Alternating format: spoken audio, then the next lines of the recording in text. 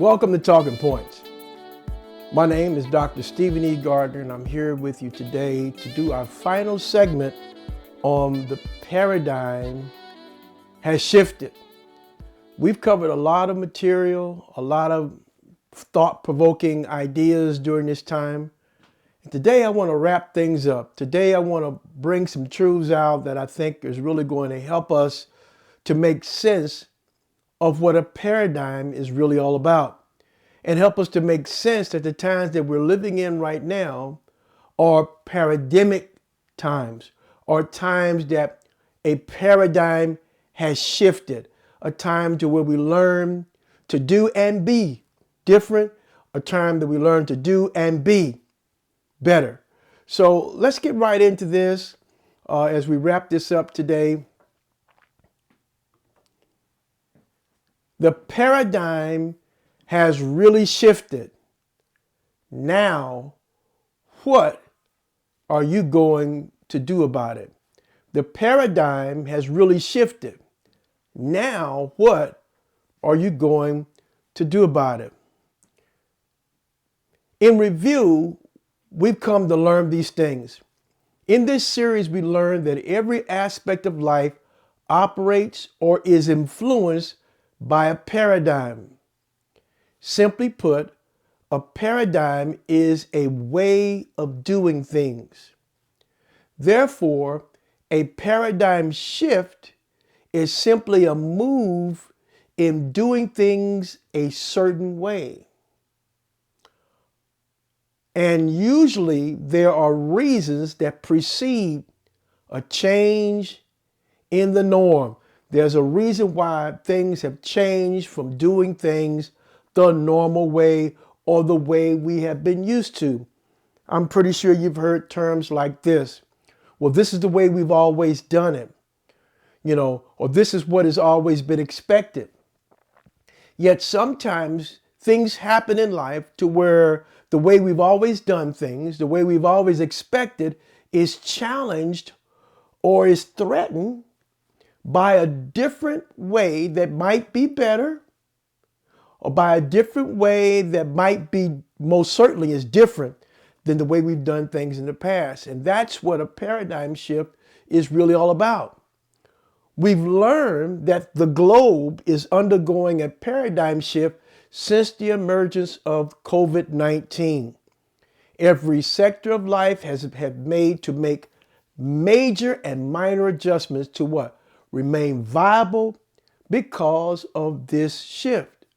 However, certain sectors, such as online educations and business that were operating virtually prior to COVID-19, weren't phased like sectors that had to establish infrastructure to remain viable. And this is true. There were a lot of people that may have had online businesses before this pandemic happened. And there were a lot of universities that had already moved toward or had a sector that of their university that was virtual. They weren't affected as much. But those individuals and those businesses, and even as it comes around to the religious atmosphere, those churches that have been accustomed to the norm of having face-to-face contact with its members and its constituents, have had to make major adjustments just to remain viable, just to remain, to grow along with this curve, as it were. We also discussed that the impact of these changes they've had some major change on religiosity. And I just kind of alluded toward that because church has been affected, and not just church, but mosque, synagogue and other houses of worship that have relied upon face-to-face contact. Religiosity has been impacted, but I'm going to say something that we need to think differently about. Spirituality is different than religiosity and should never be affected by external circumstances. Spirituality is different than religiosity and should never be affected by external circumstances. Some people are finding out that the way that they have been more religious and not as spiritual as they would like to believe. Let me say that one more time. Some people are finding out that they have been more religious and not as spiritual as they would like to believe. This pandemic put traditional religiosity and real spirituality to the test. Here's a quote from Jesus of Nazareth. It's found in Luke chapter 5, verses 37 through 39. And no one puts new wine into old wineskins. Otherwise, the new wine will burst the skins and will be spilled, and the skins will be destroyed. But new wine must be put into fresh wineskins, and no one after drinking old wine desires new, but says the old is good. Well, let's do a spiritual reflection upon the paradigm has really shifted. In this passage of scripture, Jesus implies that the old ways cannot be mixed with the new ways. Now, this is true. And so if we're going to be contextual about it, Jesus was implying that the gospel cannot be contained within Judaism without destroying them both. The new ways in which God is dealing with humanity through Jesus cannot be mixed with the old ways. The gospel is a new way. And it is the picture of the gospel as new that the presupposition for Jesus's being portrayed later in Luke and in Acts as what? The prophet like unto Moses. So in context here, Jesus is referring to what he was offering could not be contained within Judaism. It would have to have a transition. And let me say this, the transition from the current form of Judaism to what Jesus was offering should have been seamless had those individuals who were in Israel at the time, the Pharisees and Sadducees, if they had fully acknowledged that Jesus was Messiah, it would have been a seamless transition to follow the way that the Christ was offering. However, we find out later in Luke and Acts that it's purported that Jesus was a prophet like Moses. And a new prophet, as it were, will bring a fresh message. And so this is kind of a spiritual way of looking at this, using the scriptures as a way, using what Jesus, who came through Israel's religion at the time and was offering them something different. And what he was offering would have put that particular reality of worship, that particular reality of religiosity, into a what? Different form. It was going to occur, it was going to cause rather, a paradigm shift. We talked the last time how that when Jesus encountered the woman at the well, that he said a time was coming that basically you won't be dependent upon Jerusalem or this mountain as a place to worship. But however, the paradigm shift, if I would paraphrase, would occur because why? People who are born of the Spirit and people who realize that God is a spirit, they also realize that God is looking for people that are not dependent upon physical structure as where to worship, but rather to worship God in spirit and also in truth. And so what has happened a lot of times in traditional religion, that the place where we meet has become sacred. And I'm not saying that it hasn't. However, we place more sacredness on the place that we worship rather than the sacredness placed upon the person who's worshiping. God is a spirit, and they that worship him must worship him in spirit and in truth. Let's go on a little bit further here. So we can find out this. The conclusion of the second picture is stated positively. New wine must have new wineskins. New ways must have new containers. Jesus' teaching will not survive by making it conform to old ways. A new form, a new spirit, a new approach is required. Now, as we think about this spiritual reflection about a shifting or a shifted paradigm, we understand why new wine cannot be contained in old wineskins. Because why? Those old wineskins have expanded to its fullest capacity. And in order for it to, if you put new wine in one that's already been expanded as far as it can go, what's going to happen? That wineskin is going to burst. So what they would have to do in order to make that a new wineskin, some adjustments would have to be made to that old wineskin to make it new again, to make it a brand new container. They wouldn't go out and buy a new container, but they would it would go through a process of making this old container new so that it could contain the new wine. Jesus' teaching will not survive by making it conform to old ways. What has to happen? A new form, a new spirit, and a new approach are required.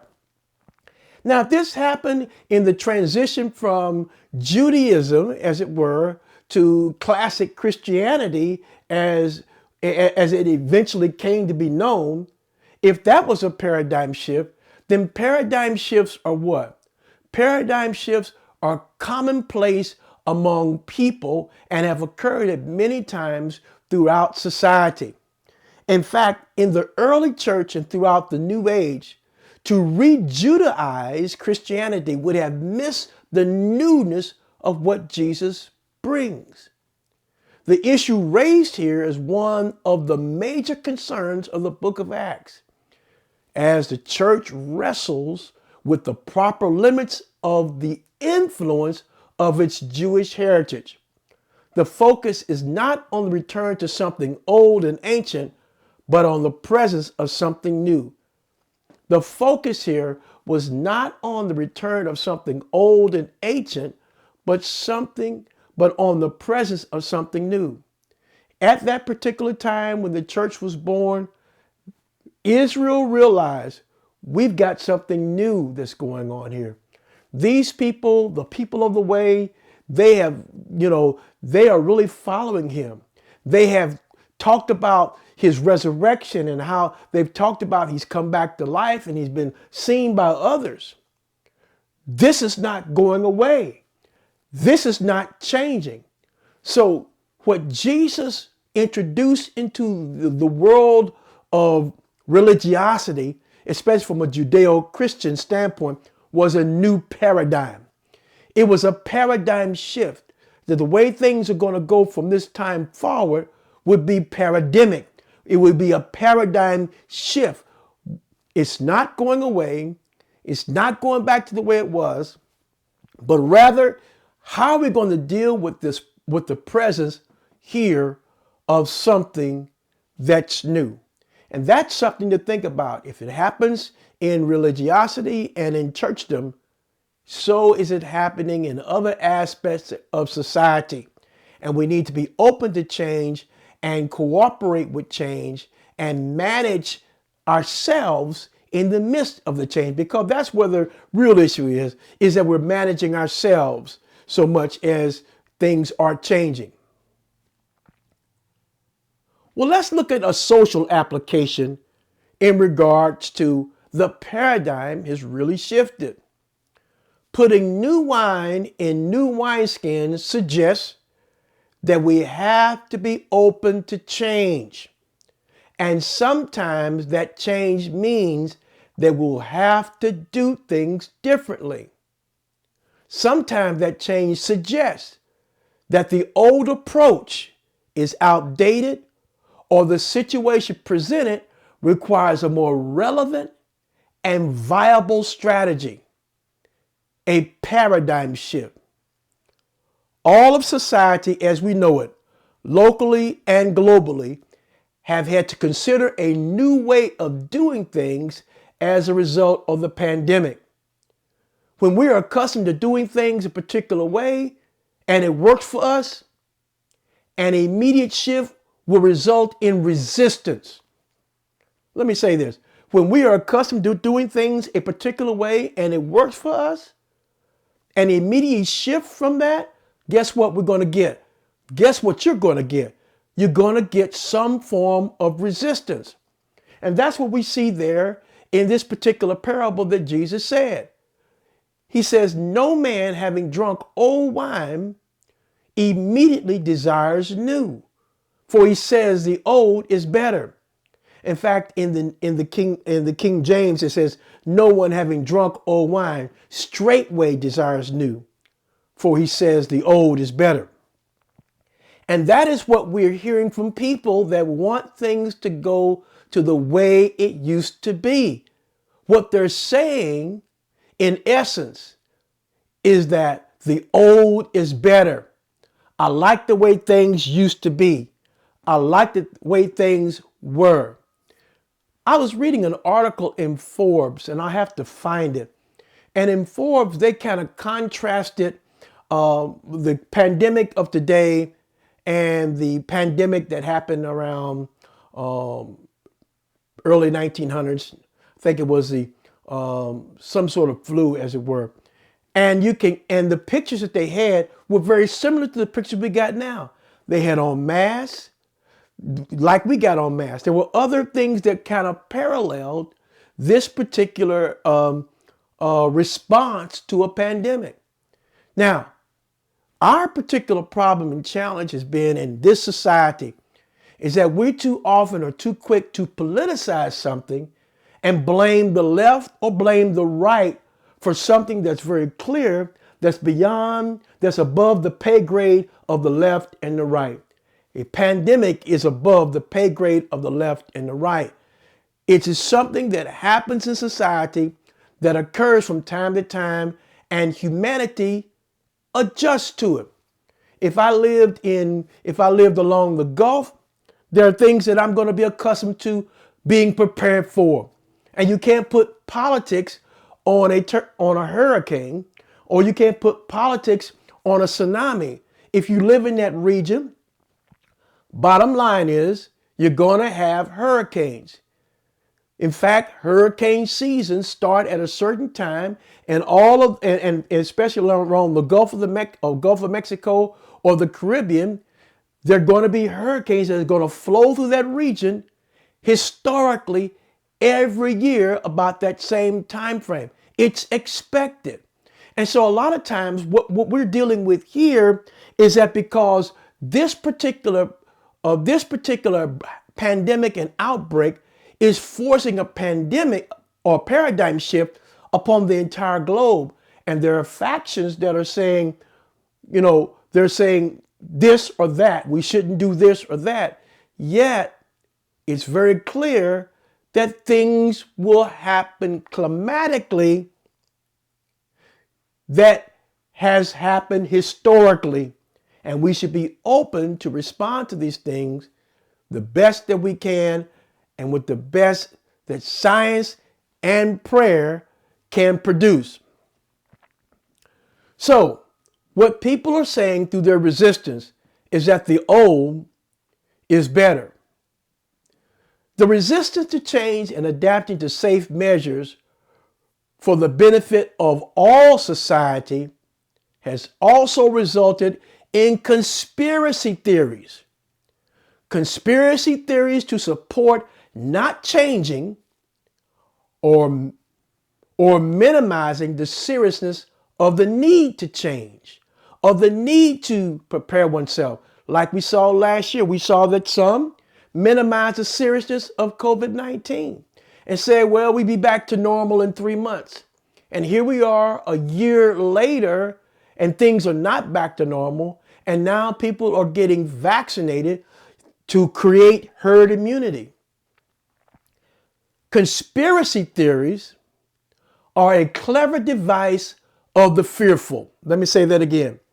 Conspiracy theories are a clever device of the fearful. They suggest a possibility of two intentions. First, they suggest if we change, some sort of damnation awaits us. Second, we shouldn't change. We should remain the same. And anyone who encourages us to change from the accepted norm is demonized. Both of these possibilities are rooted in fear. And we saw a lot of this going on last year. We saw a lot of this happening in the election cycle year of 2020. I'm sure that there are other possibilities, but these are two that come to mind. The truth is, many people who are hardliners and resisting change for various reasons have become reasonable and adapted to new measures. In fact, some of the people that had come to understand when COVID-19 hit their own household, they become to realize that this is really a public health issue, and their mindset was changed because it might have happened to them. It might have happened to their family. People that have been suspect of taking a shot, as it were, taking a vaccination, have good reasons why to be suspect of it. Some people are using the wait and see. Some people are hardliners and said that they won't.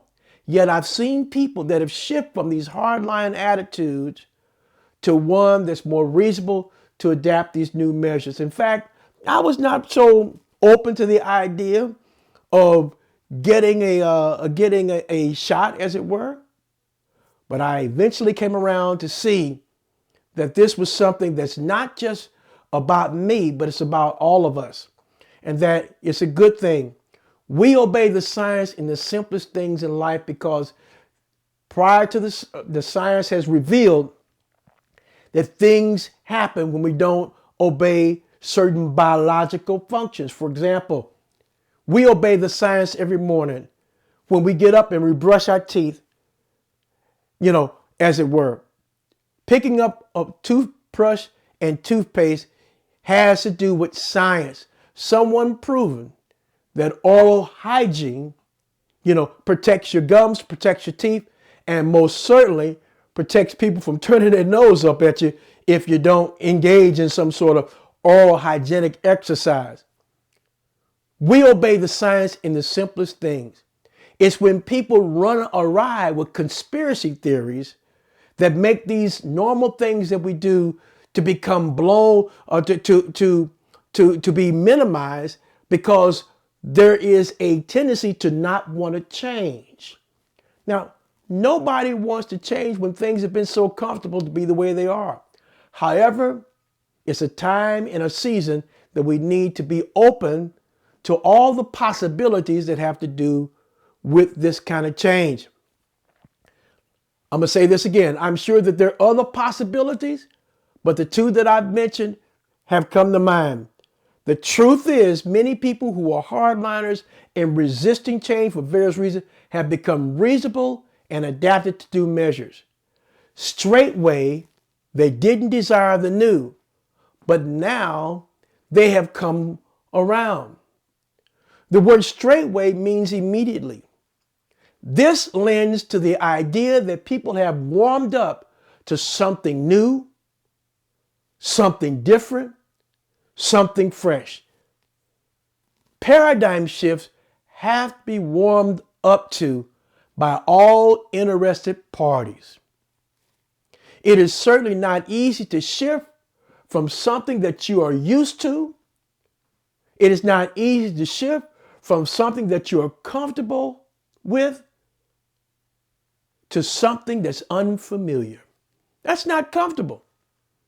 So we have to manage our discomfort when it comes to navigating through a paradigm shift. Generally speaking, people are not ready for change because why? It's uncomfortable. I just said that. It's unpredictable. It's ambiguous. All change requires some risk, and there's absolutely no way to live in this life risk-free. We can't live in this life risk-free. Even a life of faith has some risk. And I'm going to ask you the question: how many inventions or ideas received the open arms of society, which at first was balked at, and they didn't think it would work? There were a lot of inventions or ideas out there that were balked at because they did not think that it would ever work. Yet there are many ideas out there and inventions that have been adopted and have been embraced. What about the Wright brothers when they, made this airplane? Look at the laughingstock that they were. Yet the truth is, now based upon their bumbling and their science, as it were, we have airplanes that are able to obey the law of lift and to land and to take off. And so all of these things happen because what? A paradigm shift occurred. Or we can borrow from a biblical story that basically in the days of Noah, it has been stated that a mist came up and covered the earth, that there was no rain that came down. So this mist covered the earth, and that's how vegetation and so on and so forth was taken care of. However, when Moses gave his word, the word that he received from God to build an ark, people balked at it. It was, something wrong with you, man. You're building a boat in your backyard, man, and ain't no water. Come on, something wrong with you. Your elevator is not going to the top floor. However, the time came when the flood came, everything that everything that Noah had stated, now the reality that there's something we've got to do about it. People got on the boat and where they were protected. And those who did not shift with this new move, they were washed up. They were not able to move forward into the next dimension of life. And so sometimes paradigm shifts can have drastic effect on society. Generally speaking, and let's just keep it real. Generally speaking, people are not ready for change because change is uncomfortable, unpredictable, and ambiguous. Uncomfortable, unpredictable, and ambiguous. Well, I want to sum up on the paradigm has really shifted with a few thoughts that I think that we can take away. And so if you have a pen and piece of paper, write down some of these thoughts and reflect upon them. Maybe you can come up with some of your own. Paradigm shifts begin in your own mind. We make the decision if we want to change or not. So if I don't want to change, I don't have to. But so where does a shift begin? It begins in your own mind. Paradigm shifts take time and are a process to be worked through. So they're not always easy. Everything is not always hunky-dory. I think those of us who live in this era and have only seen life a certain way and our comforts of life or our American society have only seen it a certain way, and now something threatens the way things used to be, people are not ready to give up that very easily. Paradigm shifts take time and are a process that has to be worked through. Paradigm shift begins with honoring the past and its accomplishments, dreams, and visions, along with a personal commitment to build on them and move into the future. So you're not negating what happened in the past. You're honoring it, but at the same time, you're building upon it. Paradigm shifts build upon past accomplishments to create a better and a different future. Paradigm shifts validate that death and life coexist. And we can see that in John chapter 12, where Jesus said, except the corn of wheat fall into the ground and die, it abides alone. But if it die, it produces much fruit. And we don't even think about this in life. That we see trees that produce, that produce fruit, and then the fruit falls to the ground, and those seeds bring up another fruit. So you see that death and life coexist. So paradigm shifts, confirm that death and life does coexist. And there's probably more philosophically and even spiritually that can be expanded upon that statement alone. Paradigm shifts reveal people's fear and the challenge it presents to the people of faith who are trying to make sense of it. Paradigm shifts reveal people's fear and the challenge it presents to people of faith who are what? They're trying to make sense of it. Last year, this time, boy, we as pastors, we was trying to make sense of all that's going on. We were told to shelter in place. We were told that we couldn't go out. We couldn't do things. We had to be masked up. And rampant fear was running. And yet at the same time, we had to care for the sheep. How do we continue to care for sheep when we're told we can't meet? And so we began to learn ways. We began to find innovative ways. So Zoom came into play, and StreamYard and other types of ingenuities began to come into play because now they proved to be a viable option that allows us to care for the flock, allows for the flock to receive the word, and so on and so forth. Paradigm shift revealed people's fear and the challenge it presents to the people of faith who are trying to make sense of it. Paradigm shifts have been the breeding ground for opportunity. There are a lot of people that have profited because of the shift that is currently going on globally. People have saw ways that they can make a profit, that the ways they can, do business. It opens up areas of opportunity that we never thought about. In fact, there are certain businesses that have had to go to a virtual environment, have come to realize, what? We can continue to still, be competitive and not have to deal with the overhead that this building costs us. So these are some of the things that are going through the business world's mind. Paradigm shifts have been the breeding ground for opportunity. And lastly, paradigm shifts have increased individual and corporate capacity. When we undergo a paradigm shift in our individual life and we make adjustments, it's an opportunity for us to increase our capacity. Let me say this to people of faith. Now, your church has an hybrid opportunity to present. You can either present an online version of worship, and you can also present a face-to-face version.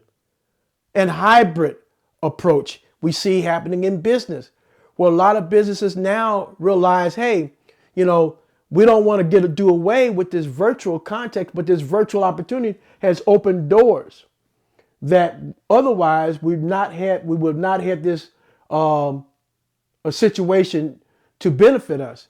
So not only individual, but also corporate capacity increases as a result of paradigm shifts. Well, that concludes this series. Let me tell you, the paradigm has really shifted. Now, what are you going to do about it? Think about all that's been said. Keep an open mind and be prayerful.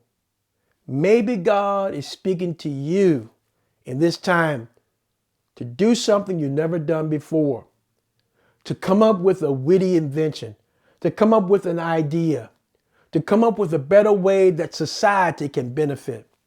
I believe that the gifts that God has given his people are not just for his people only. I believe that God has given gifts to his people that are to be shared with society. And sometimes in times like these, when a paradigm shift occurs, then we have an army of his own people rising to the occasion to offer options, to offer comfort, to offer direction. Here is a high time that the church can play its part during a paradigm shift. The paradigm is really shifted. Now, what are you going to do about it? God bless you. We see you the next time here on Talking Points as we share something new and something fresh. See you then.